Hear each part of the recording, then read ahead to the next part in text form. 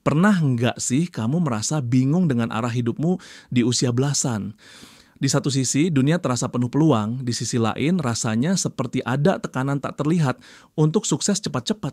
Generasi Z seperti kamu tumbuh di era digital serba cepat. Sosial media menampilkan kehidupan orang lain yang seolah sempurna, bikin kita bertanya-tanya. Sudah cukup berhasilkah aku sekarang? Wajar kalau kamu merasa cemas atau belum yakin dengan jalan yang mau kamu tempuh. Tenang, kamu nggak sendirian. Usia di bawah 20 tahun sebenarnya fase emas untuk mencoba banyak hal dan membentuk pondasi diri. Ibaratnya pondasi bangunan. Kalau dibangun kokoh sejak awal, kedepannya tinggal meneruskan membangun superstruktur kehidupanmu. Banyak orang dewasa di usia 30-an sering bilang, andai dulu pas remaja aku belajar ini itu, pasti hidupku sekarang lebih mudah. Daripada menyesal belakangan, kenapa nggak mulai mempersiapkan diri dari sekarang kan? Justru di usia muda inilah kamu punya kesempatan buat berbuat kesalahan, belajar, dan tumbuh tanpa beban tanggung jawab seberat nanti. Nah, ada 5 keterampilan penting yang sebaiknya kamu kuasai sebelum umur 20. Kelima skill ini mungkin nggak diajarkan secara formal di sekolah, tapi sangat krusial di dunia nyata. Apa saja 5 keterampilan itu? Yuk, kita bahas satu persatu. Kemampuan mengatur waktu adalah pondasi produktivitas dan kunci menghindari stres. Bayangkan, di usia remaja, kamu harus membagi waktu antara sekolah, les, organisasi, hobi, keluarga, dan istirahat. Tanpa manajemen waktu yang baik, 24 jam terasa nggak cukup. Sebaliknya, dengan menguasai pengelolaan waktu, kamu bisa mencapai lebih banyak hal tanpa kewalahan. Skill ini akan terus terpakai sampai dewasa. Saat kuliah, kerja, atau berbisnis, semua butuh pengelolaan waktu yang efektif. Ibaratnya belajar mengatur waktu sejak dini itu seperti memberi dirimu tabungan waktu yang bisa dipakai saat kamu sibuk di masa depan. Lalu gimana cara melatihnya? Ada beberapa teknik populer yang patut dicoba. Pertama, teknik Pomodoro, fokus bekerja atau belajar selama 25 menit penuh tanpa distraksi, lalu istirahat 5 menit. Setiap blok 25 menit disebut satu Pomodoro. Setelah 4 Pomodoro, kamu boleh istirahat lebih panjang 15-30 menit. Pola ini bantu kamu tetap fokus tapi tidak burn out. Kedua, matriks Eisenhower, cara menentukan prioritas tugas. Intinya, bagi semua tugasmu ke 4 kategori. Penting dan mendesak, kerjakan segera. Penting tapi tidak mendesak, jadwalkan. Mendesak tapi tidak penting, bisa didelegasikan. Dan tidak penting serta tidak mendesak, tinggalkan saja. Presiden A. Dwight D. Eisenhower bilang, hal yang mendesak jarang penting dan yang penting jarang mendesak. Dengan matriks ini, kamu belajar memilah mana yang perlu didahulukan dan mana yang bisa belakangan. Sekarang, coba terapkan teknik-teknik di atas dalam keseharian. Misalnya, katakan kamu punya PR untuk besok dan ujian minggu depan. PR itu penting dan mendesak, sedangkan belajar ujian penting tapi belum mendesak. Pakai matriks Eisenhower, jelas PR harus jadi prioritas pertama. Kemudian terapkan Pomodoro pas ngerjain PR, fokus 25 menit, rehat 5 menit, ulangi sampai selesai. Setelah PR beres, lanjut jadwalkan sesi belajar ujian di hari-hari berikutnya, beberapa Pomodoro setiap hari, alih-alih menumpuk di akhir. Hasilnya, PR selesai tepat waktu, dan persiapan ujian berjalan tanpa buru-buru. Jauh lebih enak daripada begadang semalaman karena menunda. Setelah nonton video ini, coba deh atur jadwal kegiatanmu besok pakai metode tadi. Tentukan tugas mana yang mau dikerjakan dulu, set timer Pomodoro, dan patuhi rencanamu. Kamu bakal kaget melihat betapa banyak waktu luang tersisa ketika kamu mampu mengelola waktu dengan baik. Selain cerdas secara akademis, kemampuan komunikasi yang efektif akan membawa kamu lebih jauh.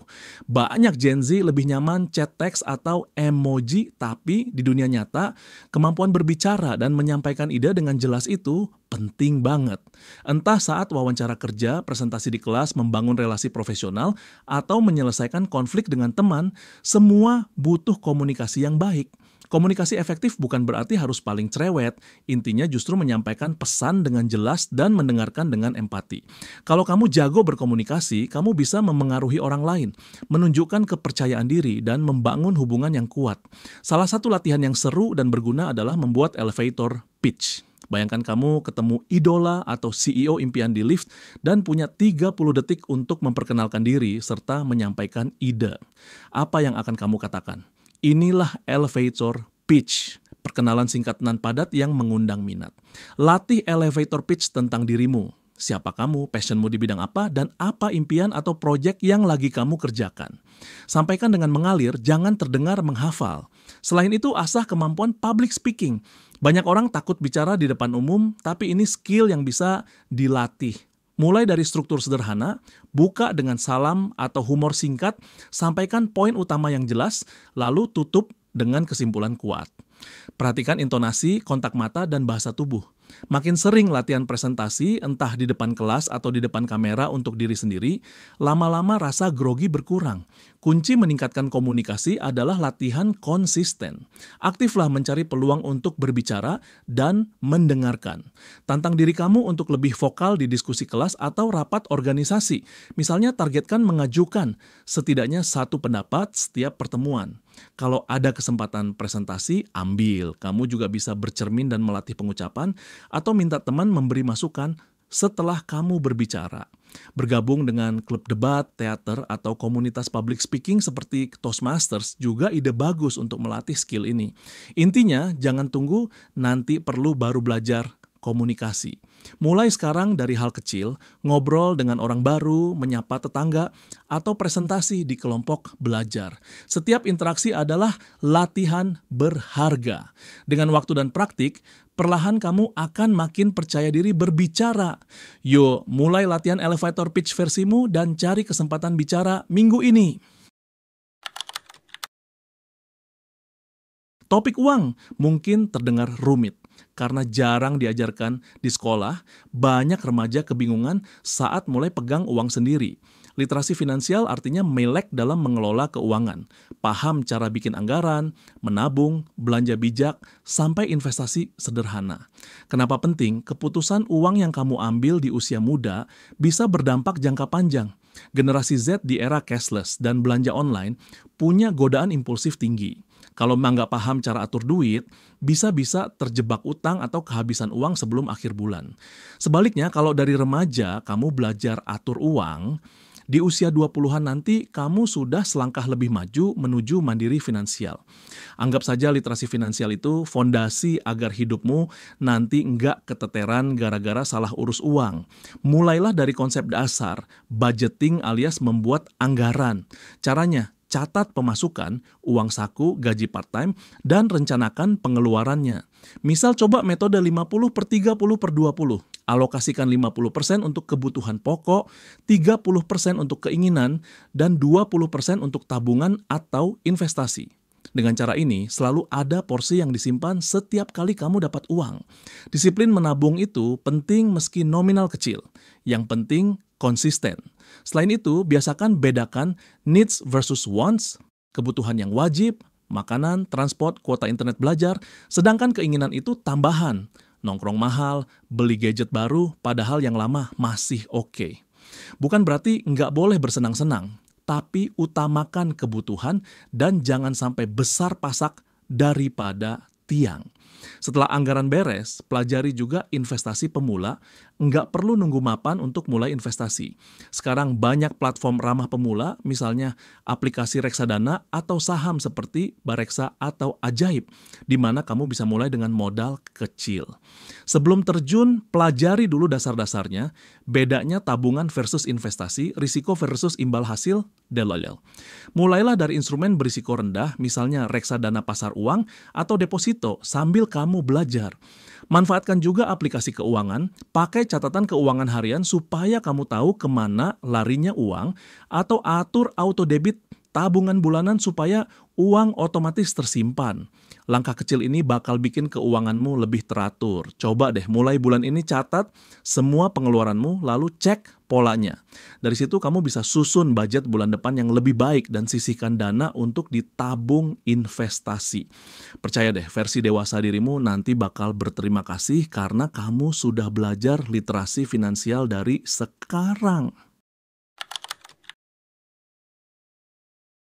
Sering dengarkan nasihat sukses. Yang penting konsisten, Itulah inti disiplin diri. Kita sering menunggu motivasi datang untuk mulai berkarya, padahal motivasi itu naik turun dan sementara. Hari ini semangat, besok belum tentu. Kalau setiap kali semangat hilang lalu kita berhenti, ya nggak pernah selesai. Disinilah disiplin berperan. Kemampuan untuk tetap melakukan yang perlu dilakukan, bahkan saat lagi malas atau capek. Motivasi memang bisa membuat kamu memulai, tapi disiplinlah yang membuat kamu terus melangkah sampai tujuan tercapai. Memang disiplin itu berat di awal. Siapa sih yang enggak lebih pilih santai? Tapi dengan membiasakan diri disiplin, hidupmu justru jadi lebih teratur dan ujung-ujungnya lebih nyaman. Disiplin sama dengan kebebasan. Contohnya, orang yang disiplin mengelola uang akan lebih bebas dari stres utang. Orang yang disiplin terhadap waktu malah punya waktu luang lebih banyak di kemudian hari. Intinya, mulai dari kebiasaan kecil dan bangun konsistensi. Nggak perlu ubah semua sekaligus. Mulai saja dengan hal sederhana, tapi dilakukan setiap hari.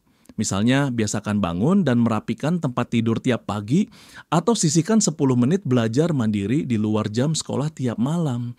Kecil-kecil tapi konsisten. Sekarang, pilih satu kebiasaan kecil yang ingin kamu bangun dan bertekadlah melakukannya setiap hari selama 30 hari ke depan. Misal, minum segelas air putih tiap bangun tidur atau tulis jurnal syukur setiap malam sebelum tidur. Tandai kalender setiap kali kamu berhasil melakukannya sehari. Kalau suatu hari terlewat, jangan kapok, lanjut lagi besok. Setelah 30 hari, lihatlah perubahan pada dirimu. Bisa jadi kebiasaan itu sudah otomatis jadi bagian hidupmu. Dan yang terpenting, kamu membuktikan bahwa kamu bisa konsisten. Jadi mulai sekarang jangan terus menunggu motivasi muncul baru bergerak. Latih disiplin dirimu sedikit demi sedikit. Dengan disiplin kuat yang tertanam, mencapai impian besar akan jadi lebih mudah. Terakhir tapi tak kalah penting, kemampuan belajar, bagaimana cara belajar. Istilah kerennya meta learning. Di sekolah kita belajar banyak hal, tapi jarang diajarkan metode belajar yang efektif itu sendiri. Padahal di era informasi, kemampuan cepat memahami skill atau pengetahuan baru adalah superpower. Teknologi dan dunia kerja berubah cepat. Apa yang relevan hari ini bisa usang besok. Jadi kamu perlu tahu cara belajar apapun dengan efisien supaya nggak ketinggalan zaman. Dengan meta learning, kamu bisa menemukan strategi belajar yang paling cocok buat dirimu. Sehingga belajar jadi lebih cerdas, bukan lebih keras. Salah satu teknik meta learning yang terkenal adalah teknik Feynman. Fisikawan Richard Feynman menyarankan, jika kamu benar-benar paham sebuah konsep, jelaskan dengan bahasa sesederhana, mungkin seolah-olah kepada anak kecil. Coba praktekkan. Ambil materi yang kamu pelajari, lalu tulis atau ceritakan ulang dengan kata-katamu sendiri secara sederhana. Hindari jargon tanpa penjelasan. Kalau kamu mentok atau bingung dalam penjelasan, berarti bagian itu perlu dipelajari lagi. Ulangi sampai kamu bisa menjelaskan seluruhnya dengan lancar. Teknik ini memaksa kita menemukan celah pemahaman dan mengisinya, sehingga belajar kita tidak sekadar menghafal tanpa mengerti. Hasilnya, materi yang kamu pelajari akan benar-benar nyantol di otak. Lalu ada spaced repetition alias pengulangan berkala.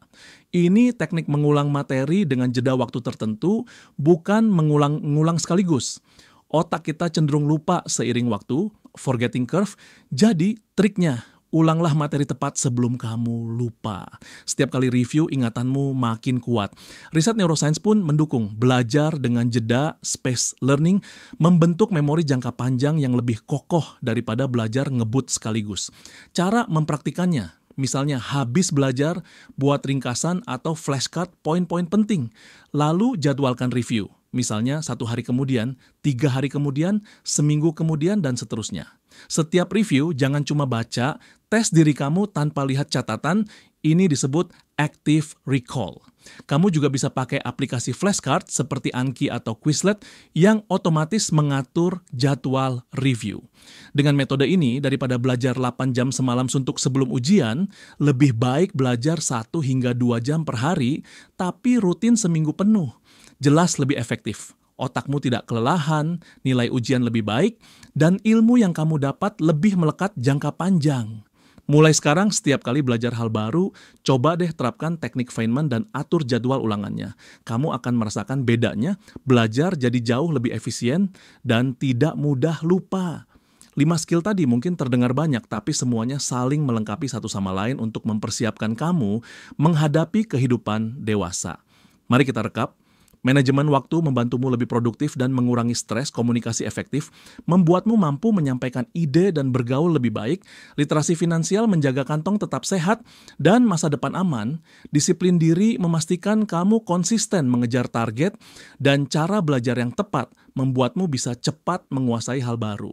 Bayangkan kalau di usia awal, 20-an, kamu sudah menguasai kelima skill ini, kamu akan lebih siap menghadapi peluang maupun tantangan apapun yang datang. Ingat, nggak ada kata terlambat untuk mulai. Perjalanan pengembangan diri itu bukan sprint singkat, melainkan maraton seumur hidup. Mulailah pelan-pelan fokus pada 1-2 kebiasaan atau skill baru di satu waktu. Sedikit demi sedikit, progresmu akan menumpuk. Yang penting, kamu mulai dulu dari sekarang. Percayalah, versi dirimu di masa depan akan berterima kasih atas usaha yang kamu lakukan hari ini.